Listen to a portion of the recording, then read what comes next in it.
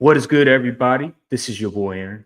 It's Brian. This is the Courtside podcast, and we are back today. And let me tell you something.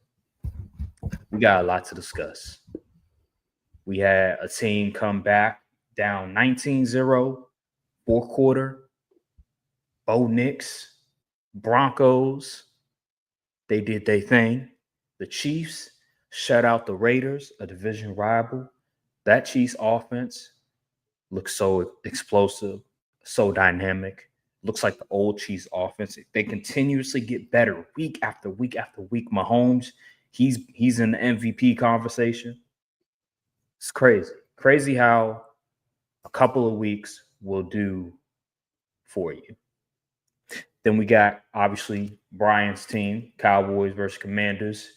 They put an ass whipping on the Commanders, scoring 44 points. One of the best, probably the best offense in the NFL right now, the Dallas Cowboys. You get CeeDee Lamb back, got George Pickens playing really well, Javonte Williams and Dak Prescott playing like a top 5 QB right now. And then we got other teams. We got the 49ers continue to win despite their injuries, beating the Atlanta Falcons last night. You got my Green Bay Packers skating by with a win against the Cardinals. Not surprising. I thought they were going to win, but I thought it was going to be competitive. No surprise at the outcome. And then we got other outcomes. The Colts, I think they are either tied or they have the number one best record in the AFC at this moment. They do. They've been very dominant with Daniel Jones playing both sides of football. Jonathan Taylor has looked like one of the top 2 backs in the NFL. The Browns get another victory against arguably the worst team in football outside of maybe Tennessee.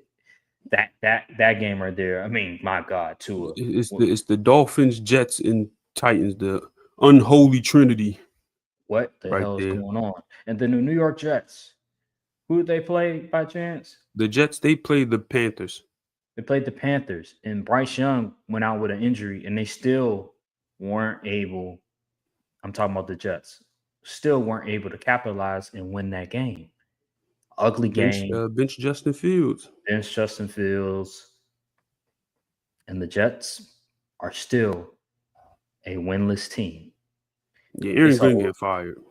Yeah, I think if he doesn't get this team back on track, I would say he's one and done. They were never on track. But here's the thing. I think there's a difference between a team that is bad just because they lack talent. They give good effort, but they're just bad. I would say the Saints are an example of that, where they just don't have the requisite talent, but you can tell they're actually trying. They're putting the best effort. Now, last game wasn't indicative of what I've seen from the Saints for the entire season. They lost to the Bears, even though they did put up a little bit of a fight later in the game, but ultimately they look pretty bad. But the Saints are a good example of that. The Jets are just giving up at this point. They're badly coached, no effort. The offense is anemic. Everything around you stinks.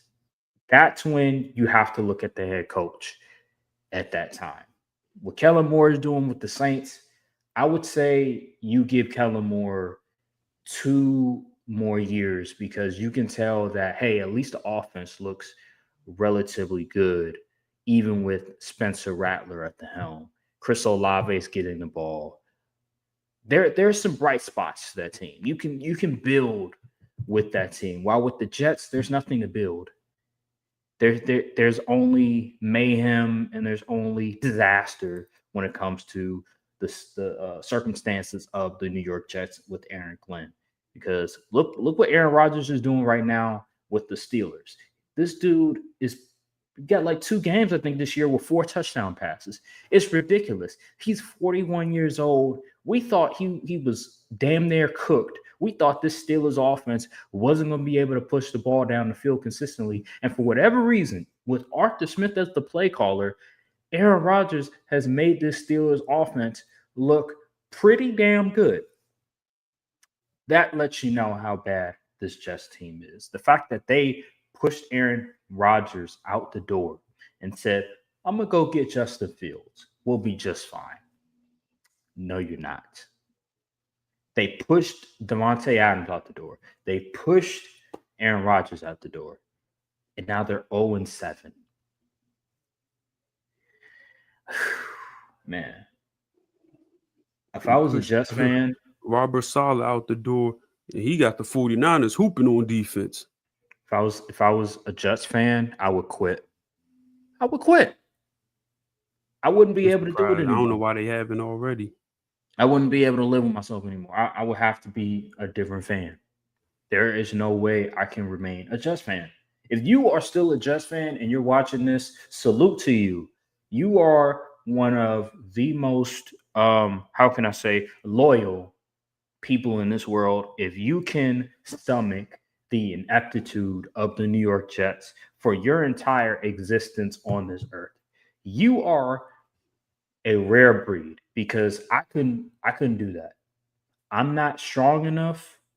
I'm not loyal enough to want to remain with a bad team like that, a bad organization like that, because there's no hope. There is literally no hope. It was like the Jets are pretty much what the Commanders were with Dan Snyder, where you literally have a bad owner that is quite literally holding them back, hiring the wrong coaches, GMs, quarterbacks, an endless cycle of mediocrity to just bad football. And there is no way out from it. You can continue to draft QBs in the first round. You can continue to draft different skill position players. It will not matter until the people up top change their ways. I couldn't do it. I couldn't do it. So that is our Jets segment for the week. But anywho, let's get to the things that actually matter.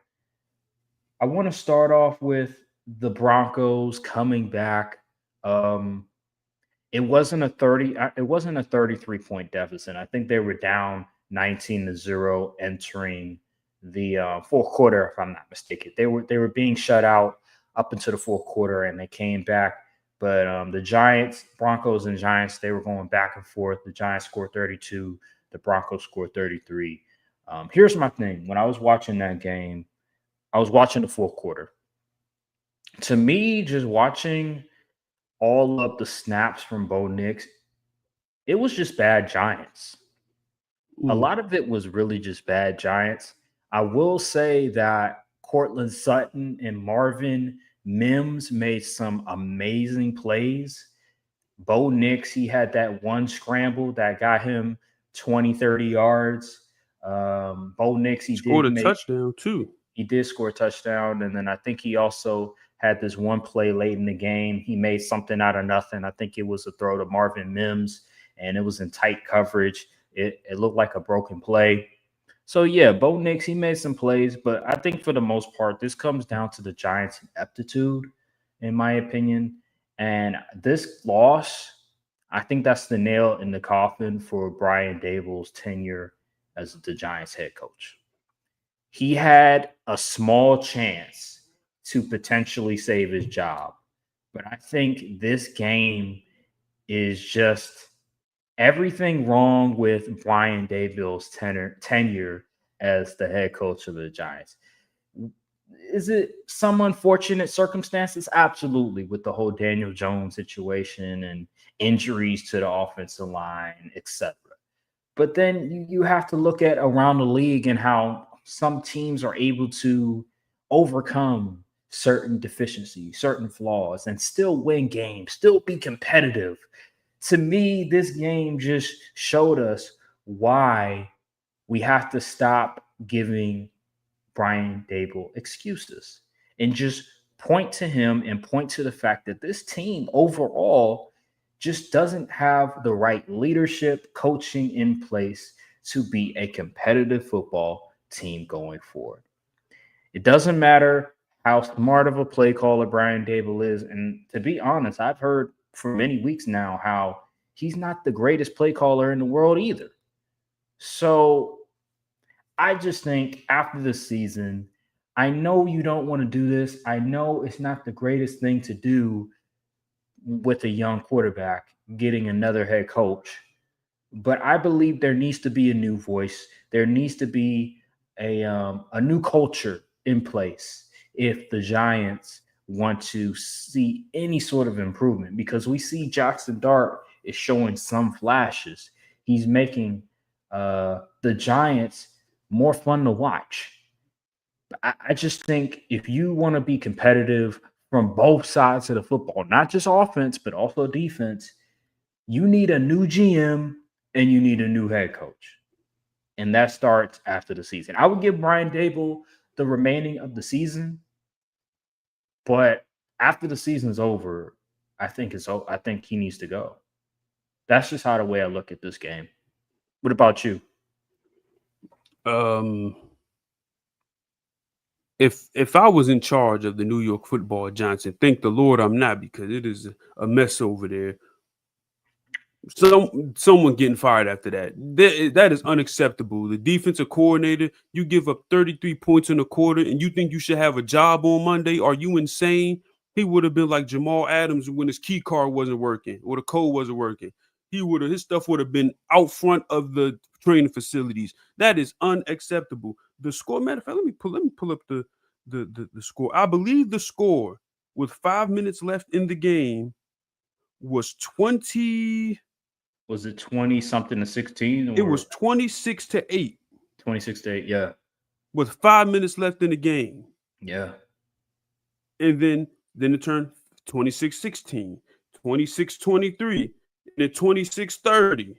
Then the Giants actually went down there and scored a touchdown. Maybe got a little skeptical pass interference call, whatever, but they scored. Yeah. 40-something seconds left. You missed the extra point. So now a field goal beats you. And then lo and behold, Bo Nix makes 2 throws and they're in striking distance. So that was just an ultimate collapse. That is one of the most Giants ways to lose a football game. And that is ridiculous. I think Brian Dable, he's going to be axed after this season. They need a new voice. And honestly, I think personally, the Giants have a maturity issue.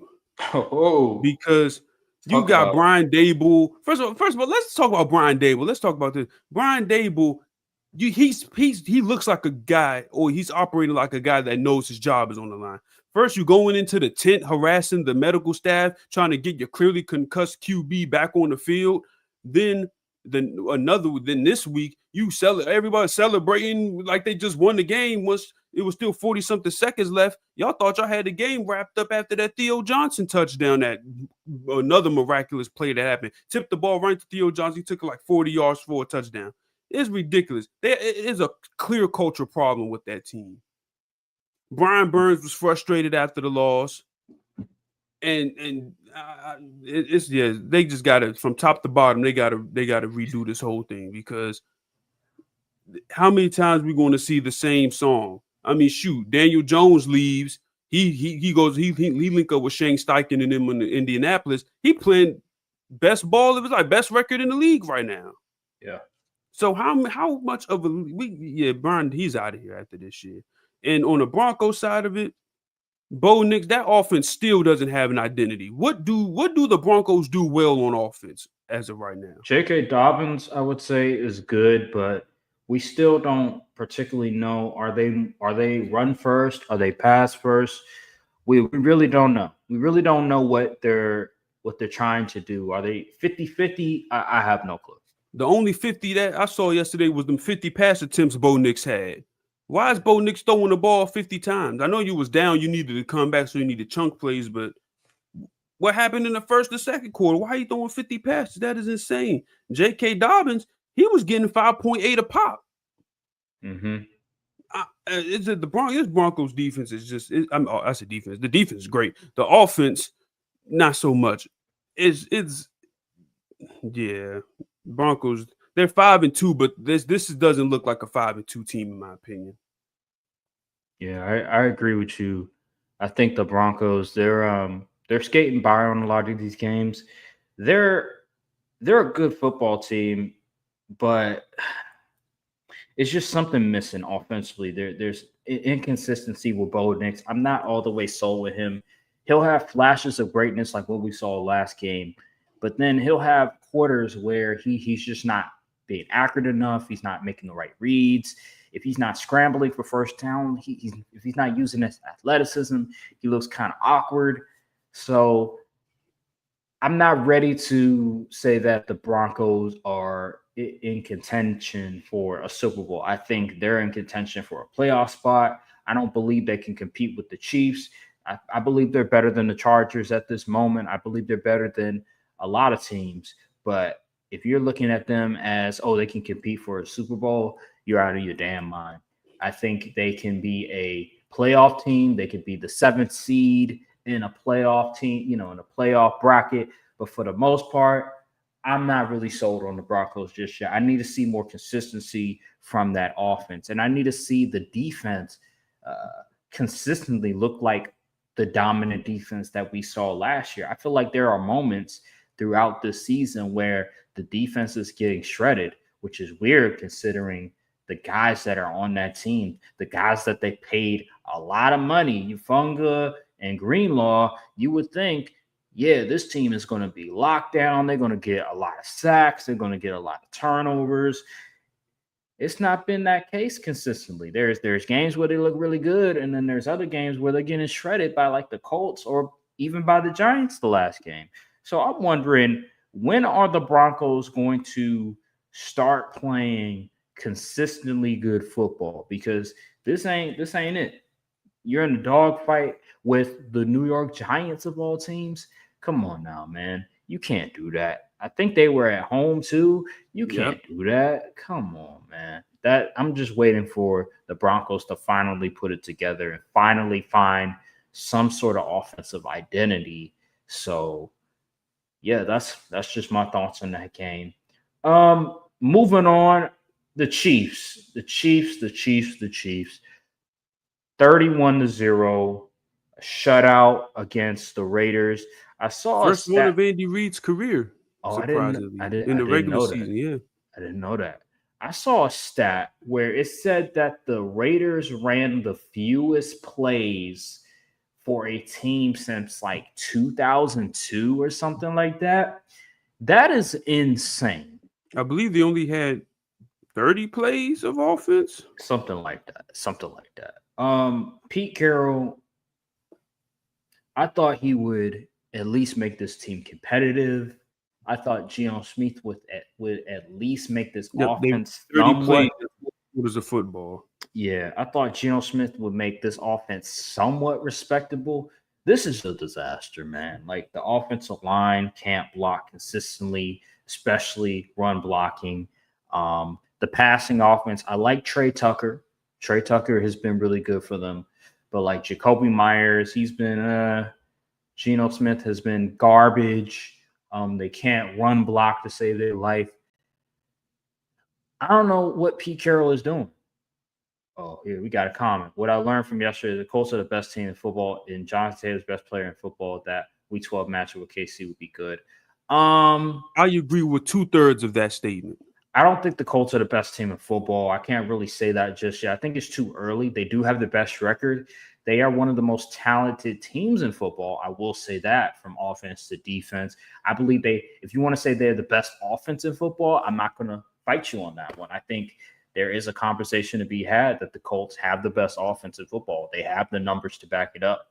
Jonathan Taylor, the best player in football, I highly disagree with that. I think an argument he's can an be MVP made. candidate. He's definitely MVP. I think Offensive Player of the Year, he's definitely in the conversation. And I also think that he's, if you want to say he's the best back in football, best running back, no argument from me, because he's been playing pretty much the best running back in football this year. So I'm not too mad with that comment, but I just think it's a little bit, you're going a little bit too far with some of the things that you're saying involving the Colts. I think we need to temper our expectations a little bit. have they been proven wrong though? In terms of being the best team in football, I think we have to wait and see a little bit more when they go up against the better teams, because remember they lost to the Rams. Remember they lost to the Rams. That's a really good team. They lost to the Rams, and we got to see Kansas City. I think how they dominate is pretty elite, but it is early. I'd say KC, Colts, and the Eagles, Rams. See, the Eagles are another team where I don't know. I understand the Super Bowl winning team, but they've been up and down too. If Kevin Patullo can get his act together, they will be easily one of the better teams in the NFC. I would substitute the Eagles for right now with the Lions. Even the Lions can be the Lions up and down too, but their offense is much more of a consistent unit than the Eagles. They're lacking on the defensive side of the ball, but I can't stand that Eagles offense. Like it literally, their biggest plays come from freestyling. That play where Jalen Hurts had that deep completion down the sideline, he literally had to tell AJ Brown to keep running because it was one of them routes. He running up the field and turning around. Like that is like they're literally rebelling against the offensive coordinator to generate big plays. That's not ideal. Yeah, and it's the 49ers and Lions. 49ers. I don't think the 49ers. I was wrong about the 49ers. I ain't going to lie.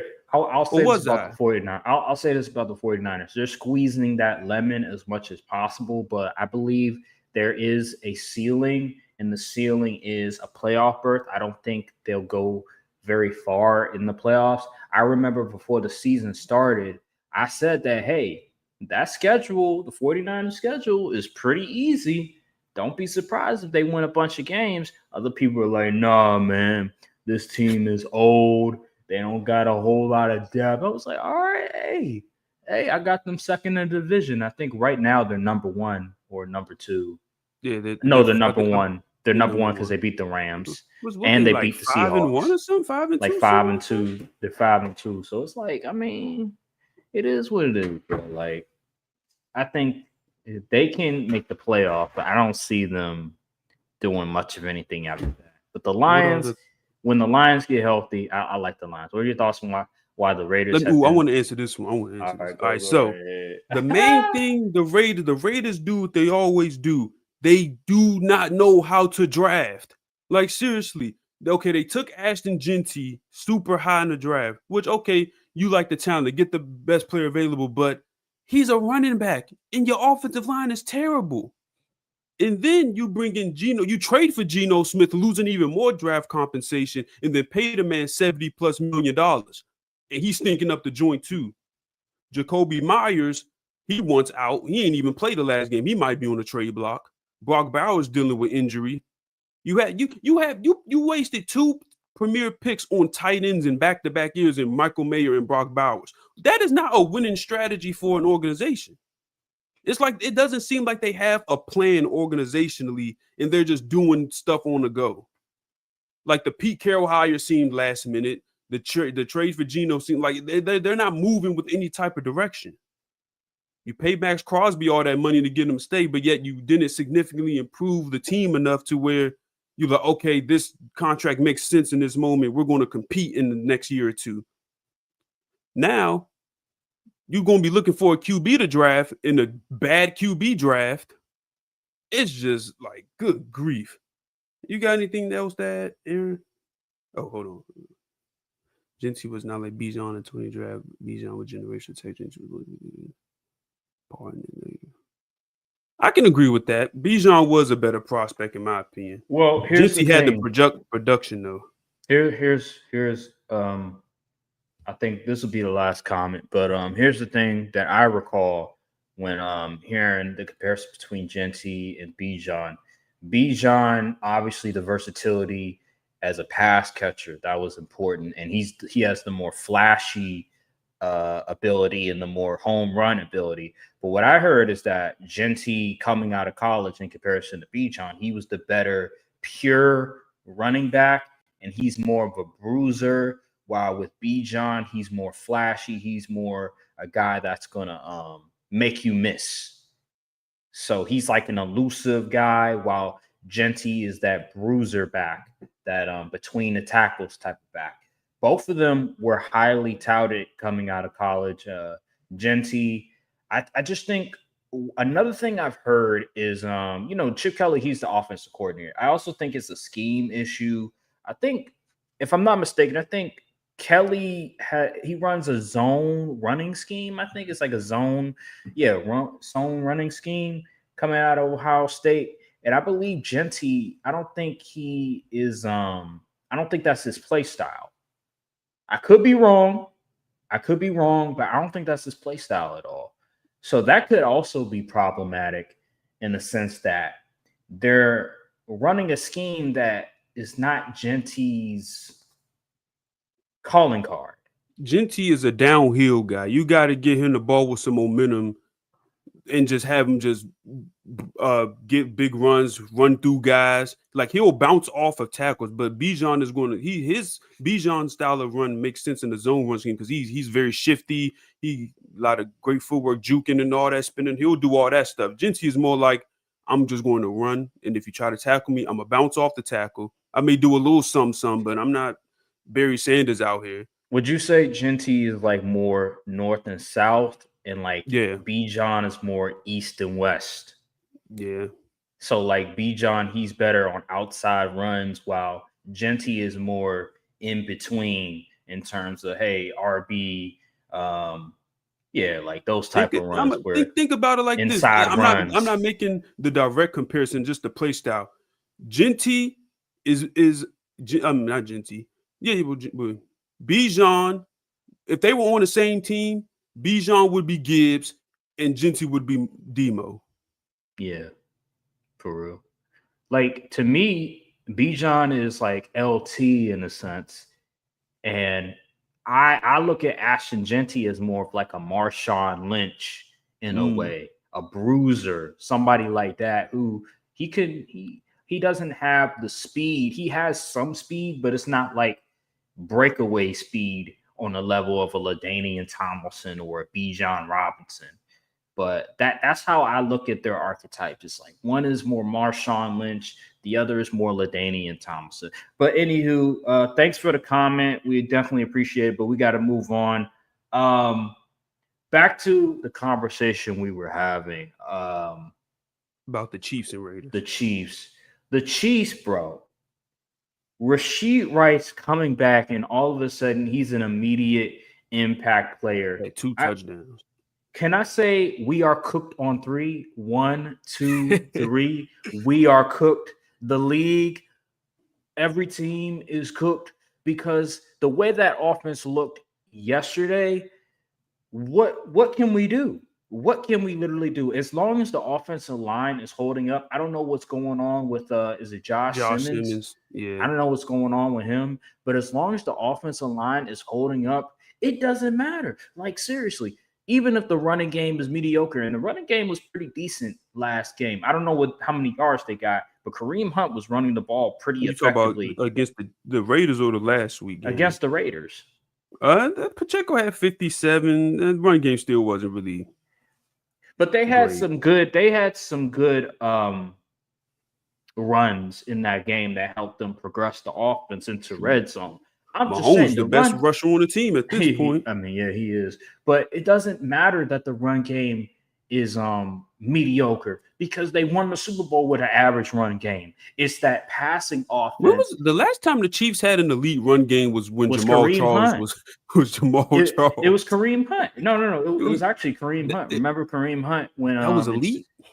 Yes. Do you not remember Kareem Hunt? Kareem Hunt was. I remember Kareem Hunt was like that. Bro, Kareem Hunt, the first 2 years, that running game was one of the best in the league. But then, he had the whole situation. And we don't need to go back to that. But anywho, that was the last time when the running game was truly good.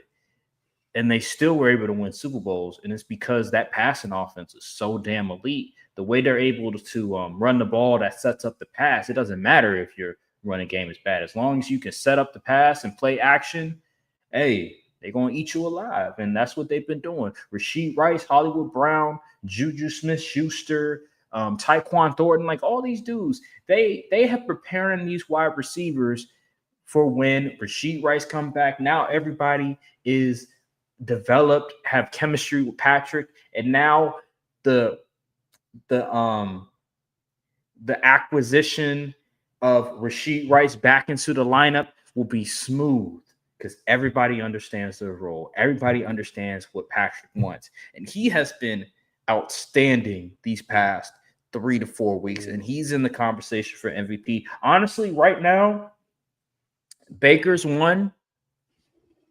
You got to put Dak in there, and Patrick's right there. 1, 2, 3. Now, but then I might have to put Drake May in there also. Drake May has been outstanding. Drake May also is a dark horse, and got Jonathan Taylor. There's a lot of guys that are in the conversation. This is a very open race at this point. It's a lot of guys, but I think Patrick. He it's not like Patrick is. Oh, he's playing well, but he's only getting 2 touchdowns. Bro, he's getting 3, 4 touchdowns. Like, he's putting up numbers this year. He is definitely playing at an MVP level right now.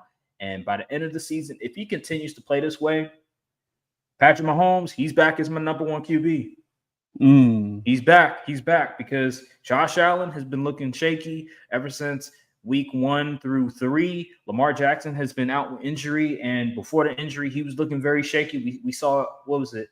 What was the game where he had like 7 sacks? He gave up 7 sacks or something like that. It's been bad for Lamar, even though the numbers show that, Lamar has been very efficient. But if you watch the film, you watch how he's giving up sacks, it's a totally different story. But yeah, man, Patrick Mahomes has been amazing. Pat is on pace for 39 TDs this year. And honestly, you said, Milan said he's playing like the 2018 MVP. Honestly, right now, Pat is a better QB than he was in 2018. Like, way better QB. So that's making this even more impressive because, Tyreek Hill did a lot of heavy lifting during them times because he would easily take the top off. But Pat is a much more calculated and cerebral QB now. And it's just like, what can you do to stop these dudes? Yeah. Because now, at first last year, you could kind of get away with it in a regular season. Like, you could kind of go band for band with them. Or like, if you could outscore their offense, you'd be cool. But this year, the defense has really stepped up ever since that loss against the Jaguars. They ain't giving up anything. Yeah. And now the offense is clicking and hitting on all cylinders. Like, you don't even need Travis Kelce to be even a top 2 guy at this point. You got Worthy and Rashid Rice to get in them. It's bad. And what's scary away with it, man. What's scary about the Chiefs is even if let's say you have an elite pass rush, they could quick game you to death.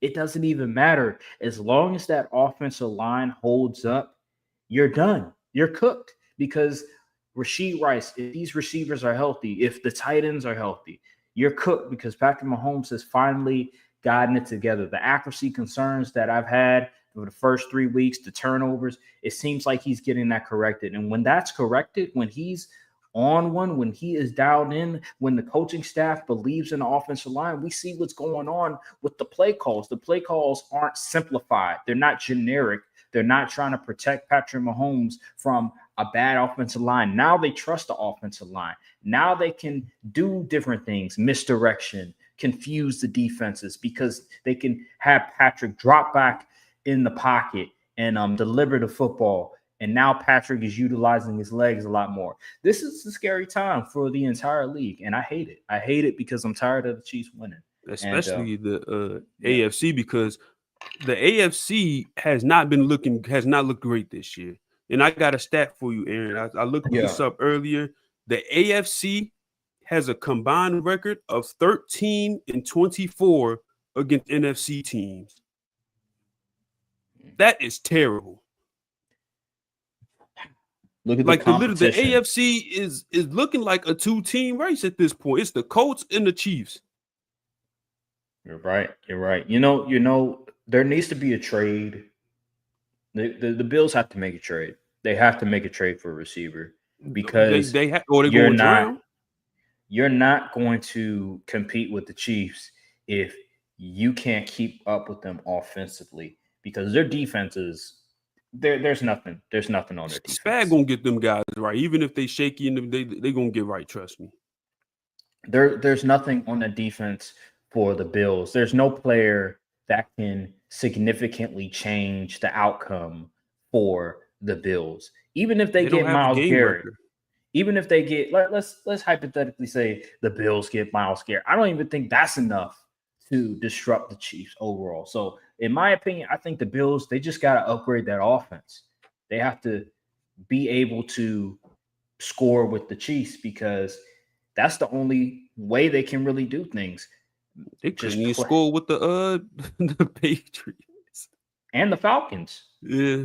Remember the Falcons before the bye. The only way they'll be able to beat the Chiefs if they play keep away with that running game and they score enough points. That's it. But shoot, the Chiefs have one of the best run defenses in the league. So Yeah. James Cook, we saw what that offense like. Once James Cook couldn't get going, Well, that's why we'll see. That's why they need to upgrade at receiver so they can be less predictable. When you have good receivers on the outside, now teams are going to have to guess anymore. Are they going to pass? Are they going to run? See, when you have Keon Coleman and your number one best receiver is Khalil Shakir, you need to do something better because that's not going to work. And hopefully they can get, I don't know, I'm in here in Chris Olave, but they need somebody. They need somebody to take the top off that defense and that can get separation consistently and catch the football. Because right now they don't have that. Khalil Shakir cannot be your number one receiver. Who did they drafted? I believe they drafted who? Maxwell Harrison in the first round. Is he even on the field? I don't know. I haven't seen him. I haven't heard of him. Maybe not. I haven't heard him at all. So yeah. Anywho, let's move on. Let's see.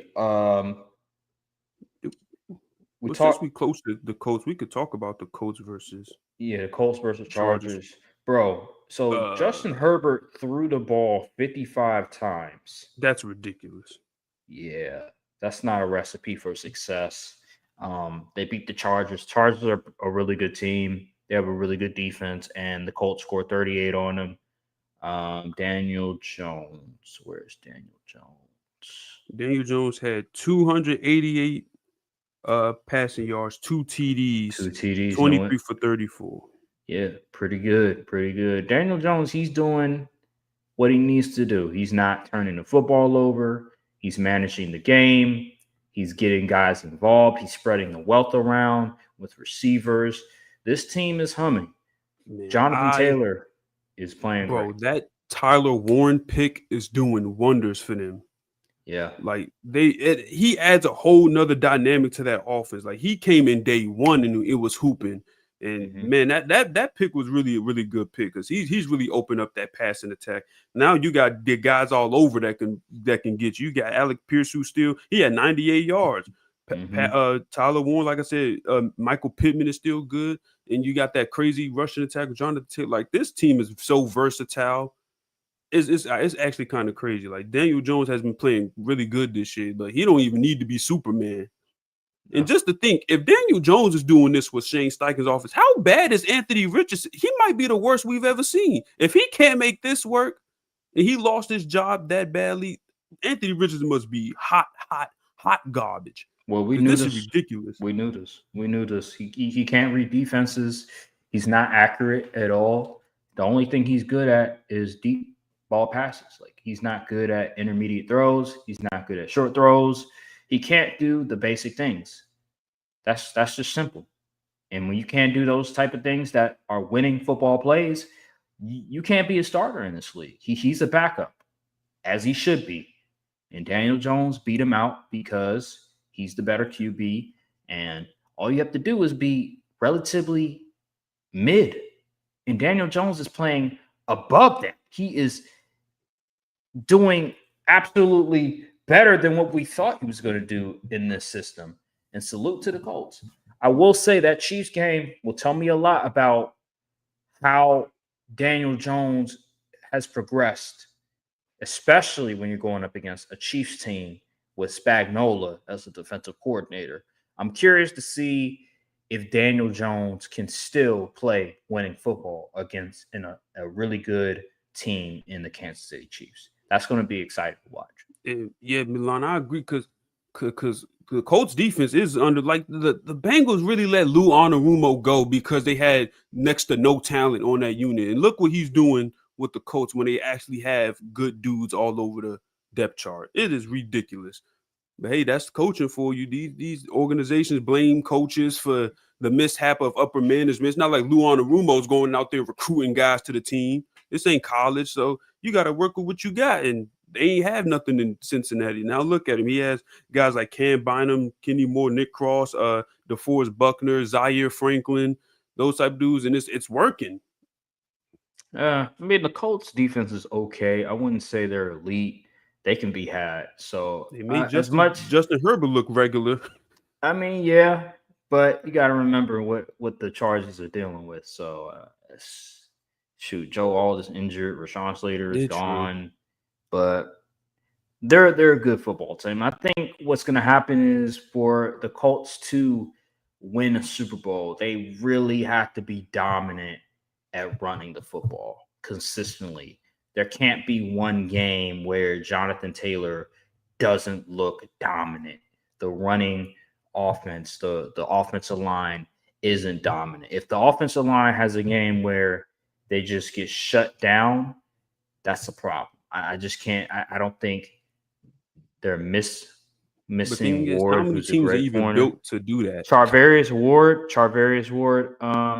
Yeah, he was hurt. Yeah, that concussion. He was hurt, but even when he was on the field, I don't think the Colts defense was one of the best defense. Just going off of what I've seen, some of these teams are scoring points on the defense. I will say they have a lot of talent. I pointed this out before the season started, but I do think that this defense is maybe towards playoff time they'll ascend, because I've seen situations where defenses have been relatively mediocre to middle of the pack, and then they peak towards the playoffs. Maybe that's what this Colts defense is. Maybe it's once they get later down to the season when it's close to playoff time, or it is playoff time, that they'll finally peak. Because Lou Anarumo, let's not forget when he was with the Bengals, like the Bengals defense was decent, but they really peaked in the playoffs when Lou Anarumo started scheming up different stuff. They're missing another safety. Colts lost 2 starters from the receiving room for the year, so not helping back. Get it? Defense isn't anything super elite. Yeah, exactly. It's not super elite, but towards playoff time, Lou Anarumo, he knows how to scheme up stuff. He be saving some stuff for the playoffs. So who knows? He might have something up his sleeve. All right, let's move on. I want to talk about my Packers real quick. They played the Cardinals. I wasn't shocked at the fact that the Cardinals were able to move down the field on us because we were missing 2 pass rushers. Devontae Wyatt, Lucas Van Ness were out with injuries. And I will say, now that we're 7 weeks in, the strength of the Packers is the pass rush. It's going to be the front 4. It's going to be all the guys on the defensive line. When they're not getting to the quarterback, when they're not stopping the run, when they're not able to affect the quarterback's timing on throws, the defense gets exposed. The back end of the defense, specifically the cornerback positions, is bad. Keyshawn Nixon is our best corner, but even he gets exposed at times. It's zone, especially zone. Man, we can be good in certain instances, but zone coverage is where we get killed at. For whatever reason, we have no clue what we're doing when it's zone. Nate Hobbs doesn't know what he's doing. Keyshawn Nixon doesn't know what he's doing. Carrington Valentine doesn't know what he's doing. And that's a problem. And then another thing, I was watching, again, Jeff Hafley. You're really putting the mad in mad scientists right now. Are you mad, man? UK slang. But dude, it's 3rd and 14. Why are you having Nate Hobbs play press against Marvin Harrison Jr.? It's 3rd and 14, and there's no safety over the top. Are you mad, man? Are you crazy? Seriously. And he gave up a big play. He trusts his corners way too much sometimes.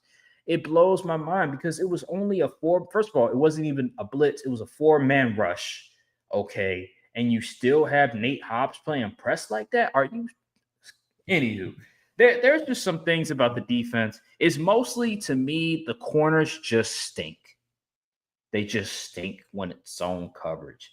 And when the pass rush isn't affecting the quarterback's timing on throws, the defense can get exposed. And that's what happened. Now, on the offensive side, okay.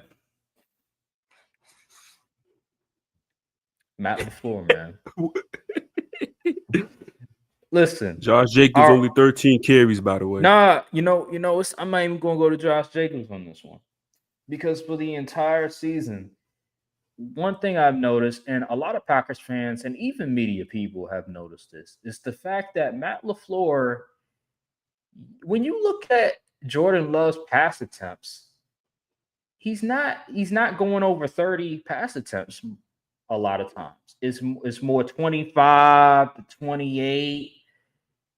And a lot of times during the game, people are like, why don't we throw the ball more? I get it. You want to run the ball. You got Josh Jacobs and all that stuff. But we're 30th in run block win rate. We can't run the ball consistently. And we look damn good when we throw the football. So why do we keep running the ball all the damn time? I don't care. We paying Josh Jacobs $50-60 million. Give your damn near $60 million quarterback the ball to throw the football. It blows my mind when he does that. But there's other stuff, even passing concepts. 3 curls. Seriously? I think he did it twice. There is just instances in the game where I'll watch the passing concepts and you expect Jordan Love to figure out a way to complete the pass. How the hell is he supposed to complete a pass in zone when it's 3 curls? It makes no sense.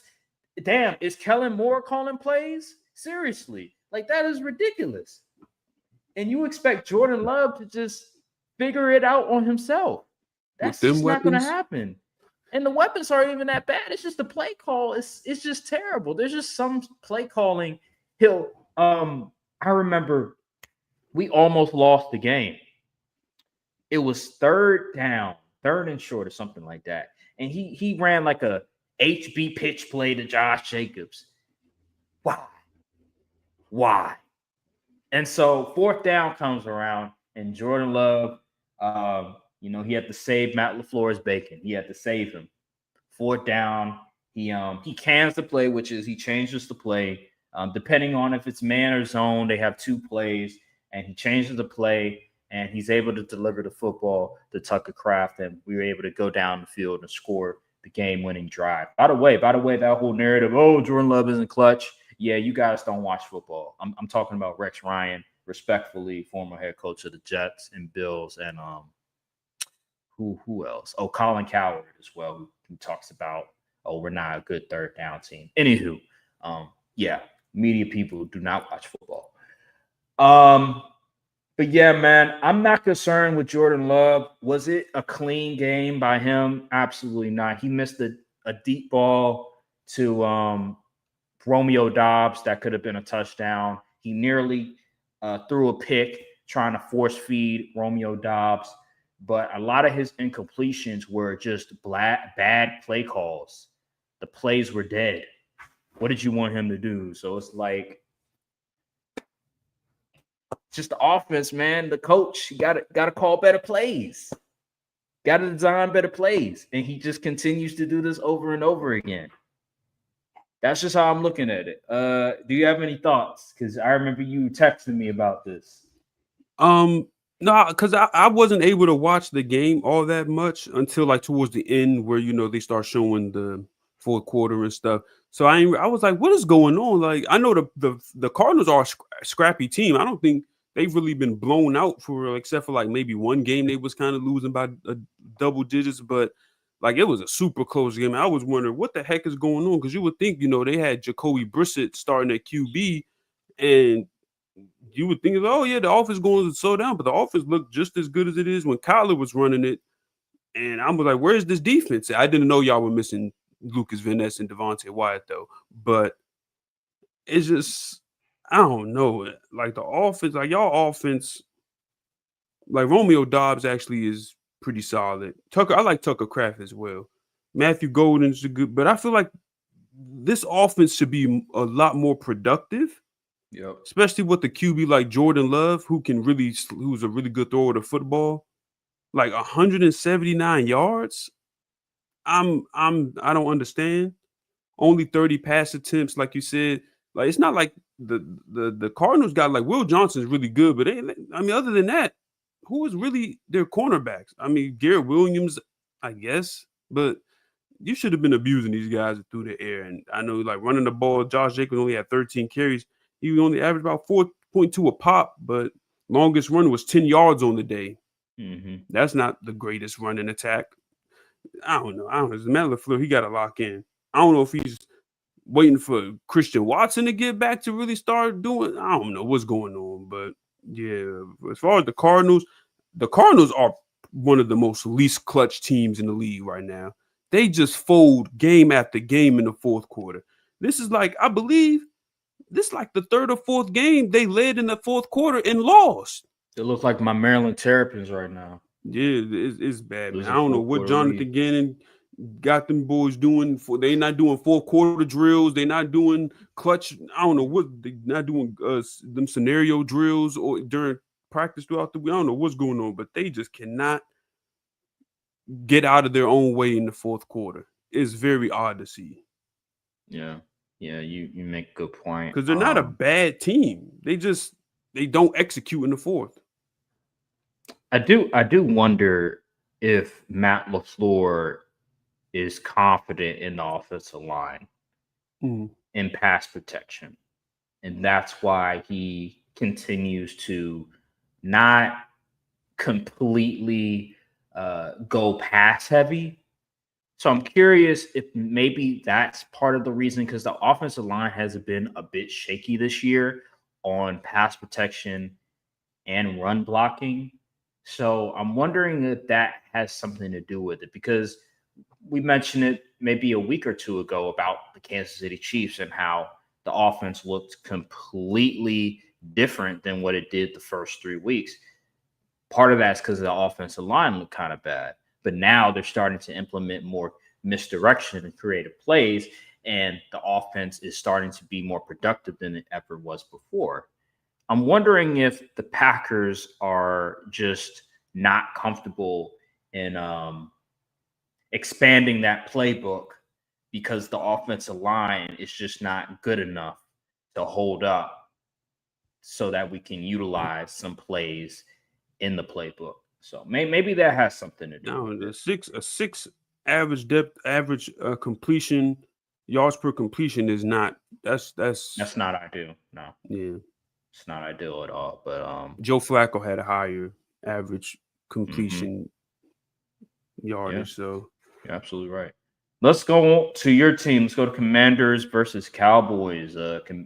Commanders lost. I picked the Cowboys to win that game outright. I had a Cowboys fan who was scared of this game. I don't know why. I kept telling him, like, y'all have Dak and CD is coming back, and the Commanders don't have Debo and Terry. Why are you afraid of the Commanders? Like, lighten up. PTSD. Dak Prescott owns the Commanders. Just because Jaden Daniels is on the other side doesn't mean Dak Prescott can't beat the Commanders. Are you out of your mind? Why are you so worried? So, anywho, Cowboys won that game.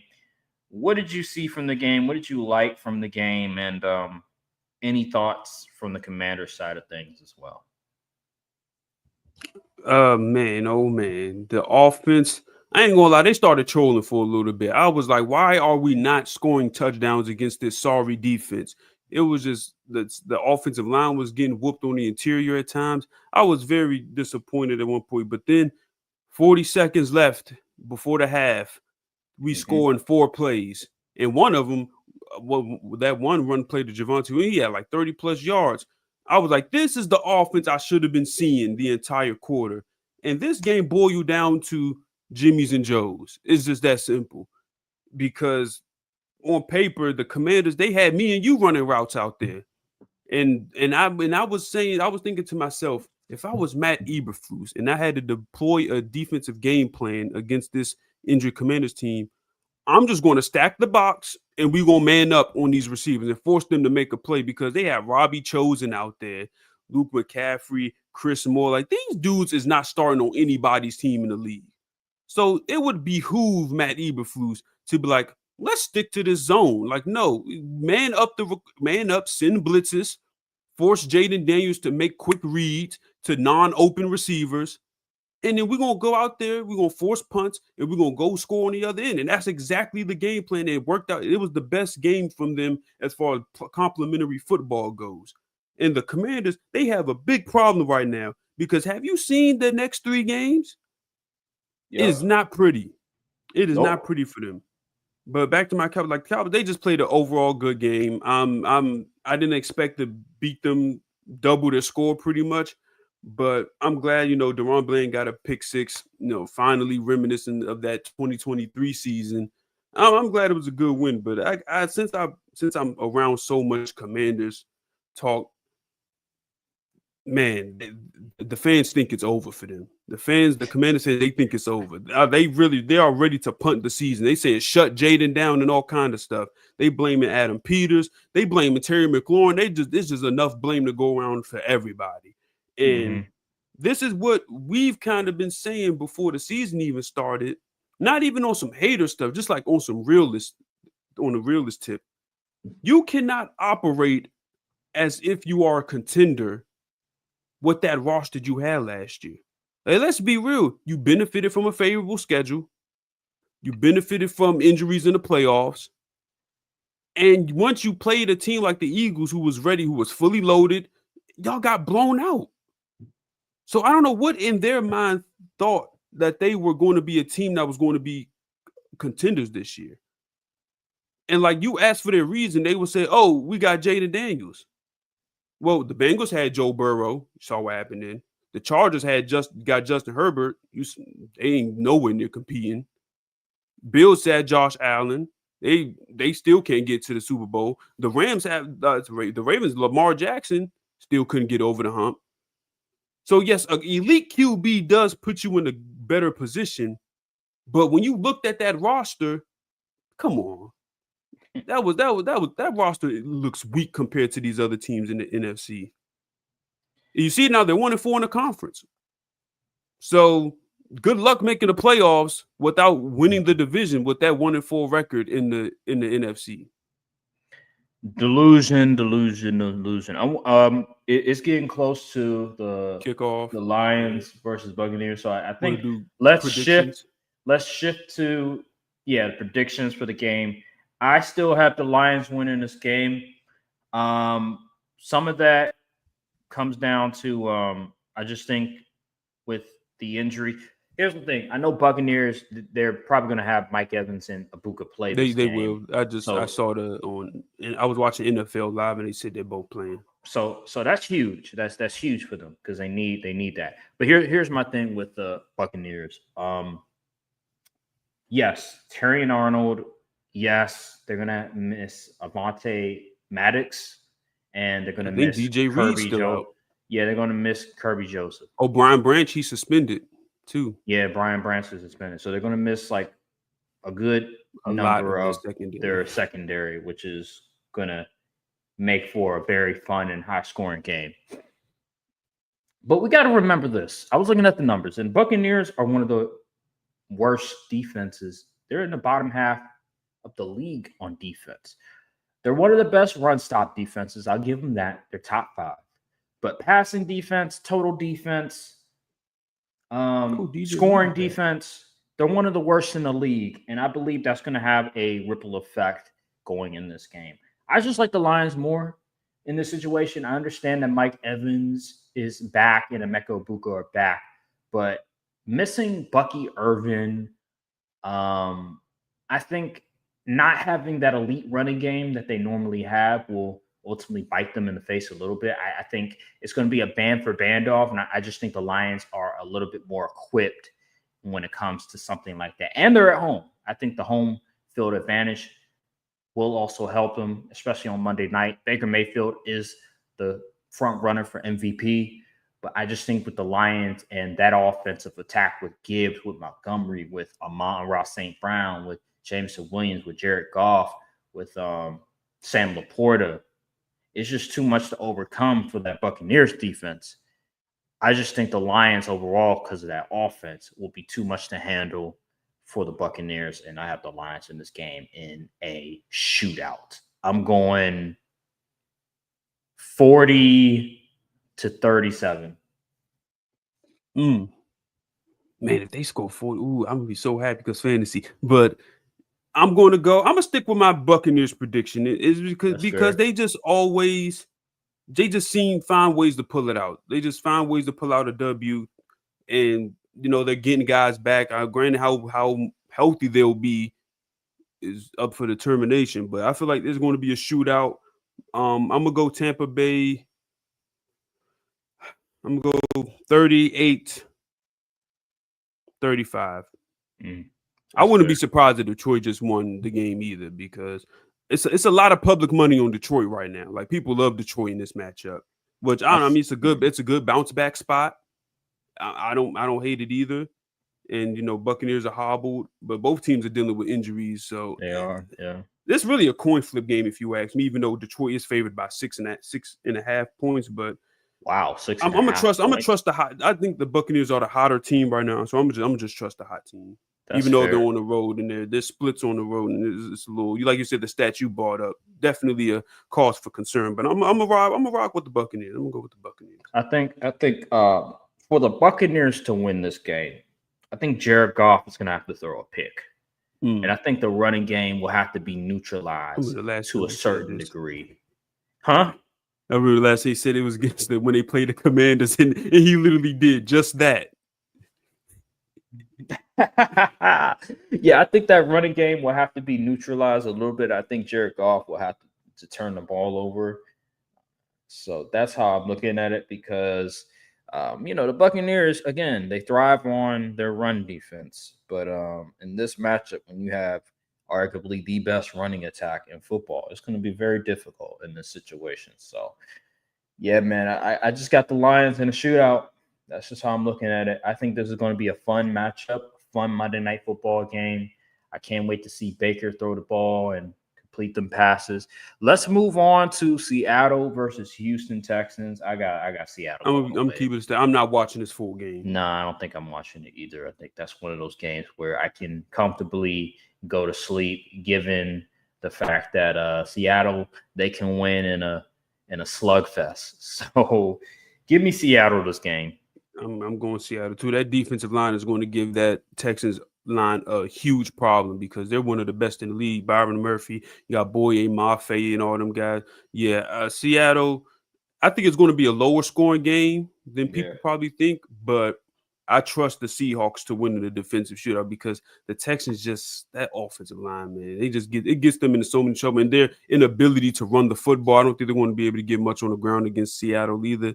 Yeah, give me the Seahawks. I don't think Kenneth Walker is going to have a particularly great game either, but because they both have really stout defenses, so they do. But I'm going. I trust Seattle at home. Wait, yeah, Seattle is at home. So give me 20-10, 2010 Seattle. Yeah, 2013, 2010, something like that. So yeah, I think Texans get a late touchdown. Yeah.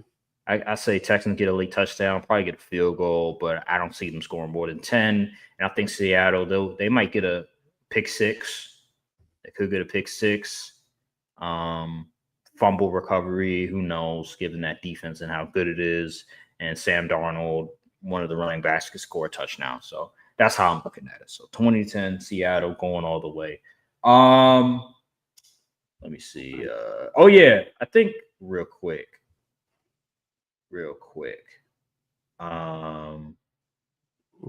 Drake May. First. Oh, they did. Yeah. So real quick, Drake May, Patriots versus Titans. Cam Ward actually played better a bit concerning with the reports saying that they simplified the offense, but he played better, so that's a good sign. But Drake May, man, only 2 incompletions.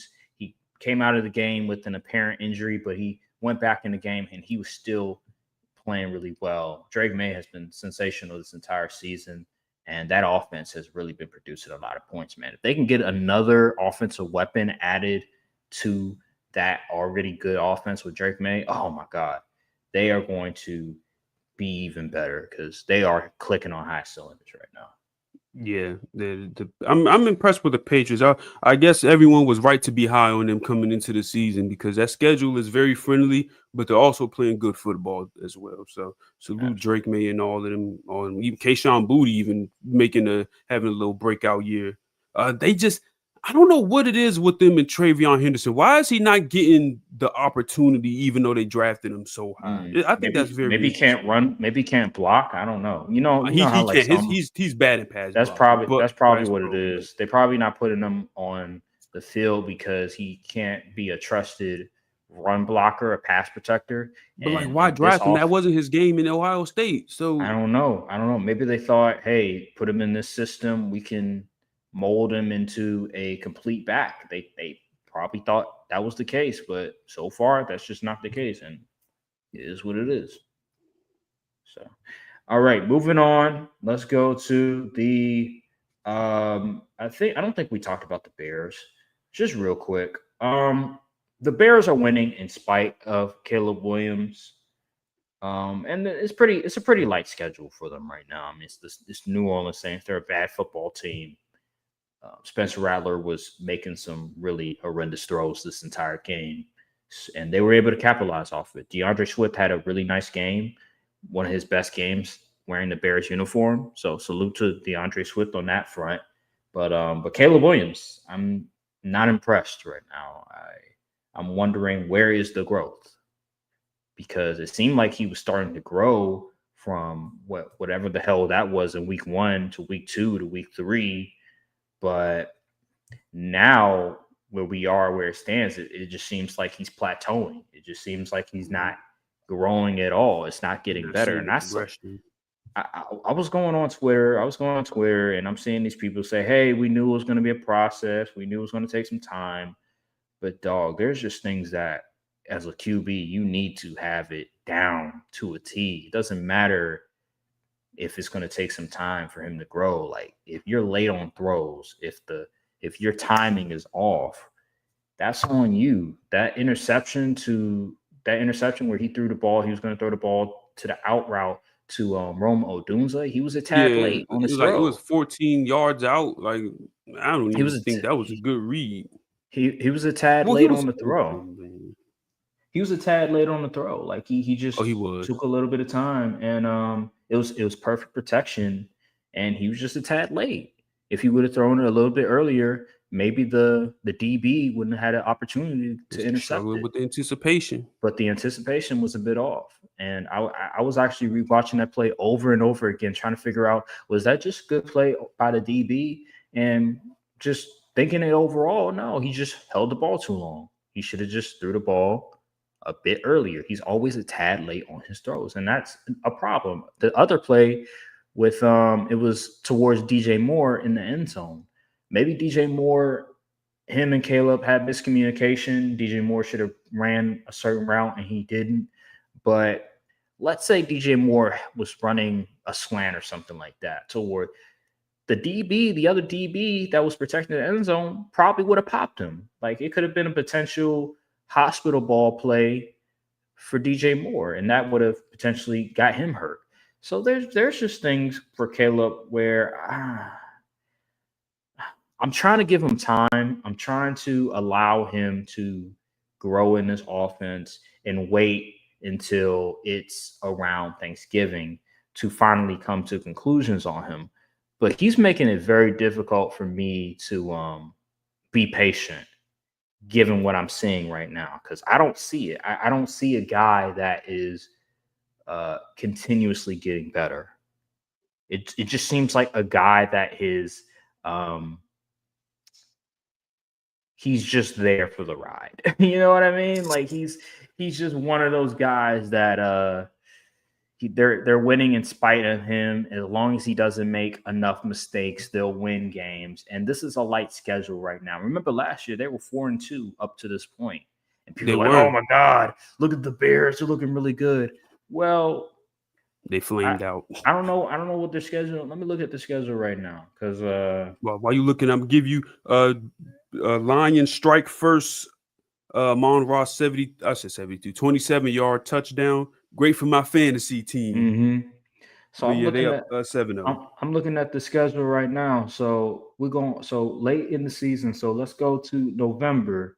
They have Pittsburgh, they have Philly, they have Green Bay, they have Cleveland that has a tough defense. They have Green Bay again, San Francisco, and Detroit. So when we get to November, when we get to late, matter of fact, we could go to the middle of November when they play Minnesota again, when they have to go to Minnesota, even with JJ McCarthy. So you got from week 11 on, we going to see if this Bears team, we going to see if Caleb has really developed or not, because they got some dudes on that schedule. They got Minnesota, Pittsburgh, Philly, Green Bay, Cleveland, Green Bay, San Francisco, Detroit to end the season. We going to see. That's crazy. We're going to really see, because right now, this ain't it. I'm looking at their schedule right now.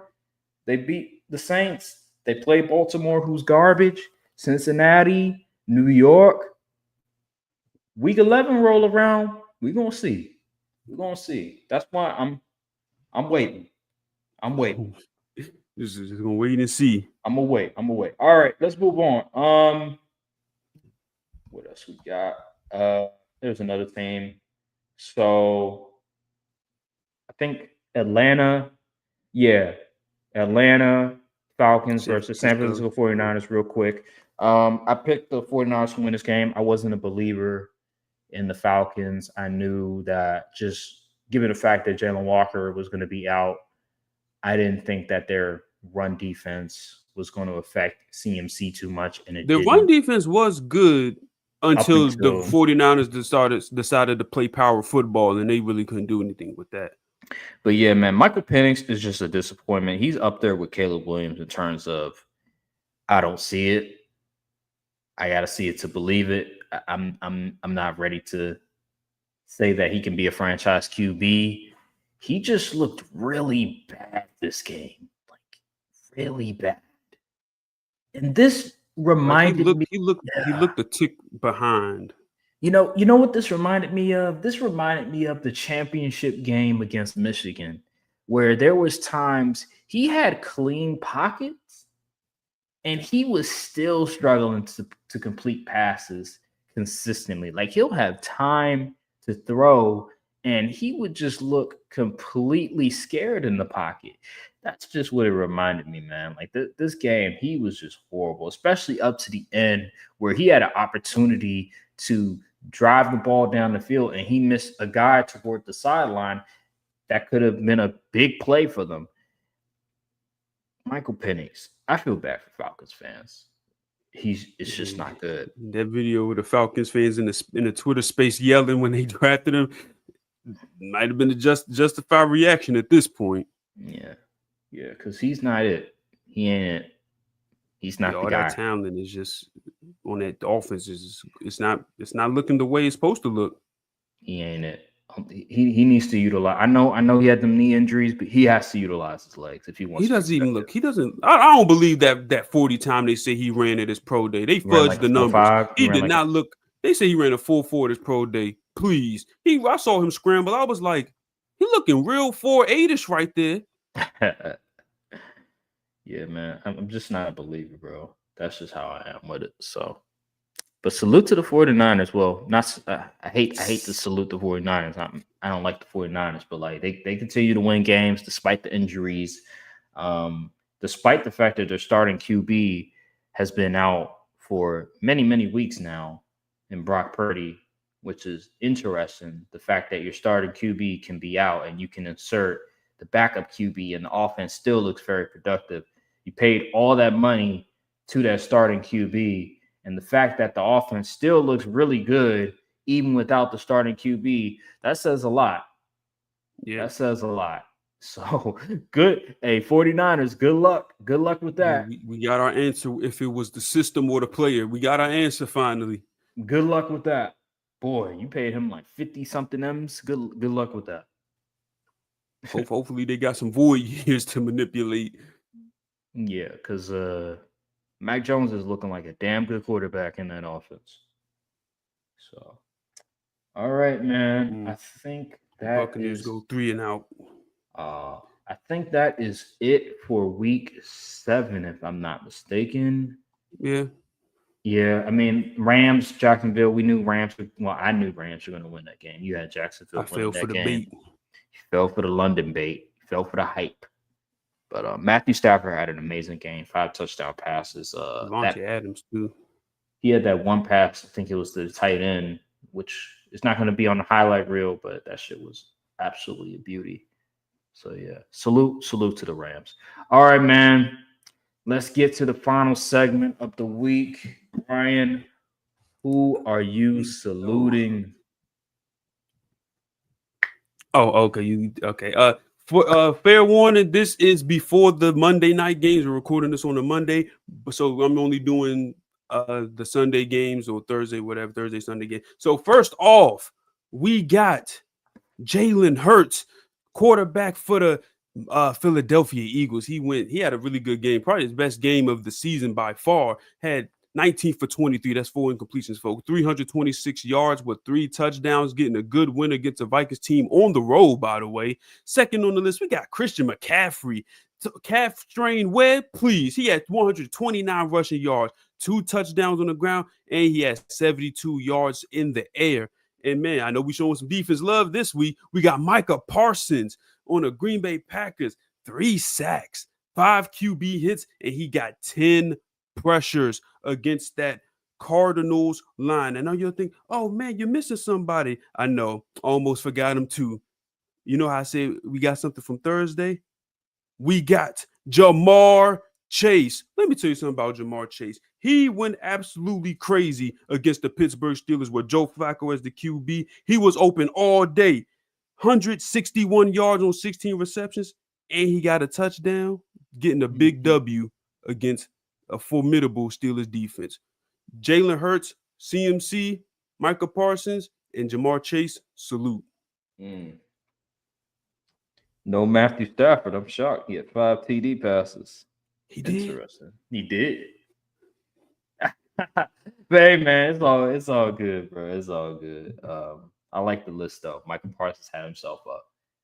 One of his best games ever, really. 382 yards, but it's 5 TDs. 5 TDs. But hey, you know what? I like the list. I like the list a lot. So yeah, man. Salute. Should have put Flacco on here low key. Flacco had a really good game too. Yeah, he really did. The unk off. Yeah, the unk off. Yeah. All right, man. Well, thank you guys for watching. Make sure to like, subscribe, comment down below, hit the notification bell, follow the socials, and we'll see you guys on the next episode of Courtside Podcast. Thank you guys for watching, and peace. Salute.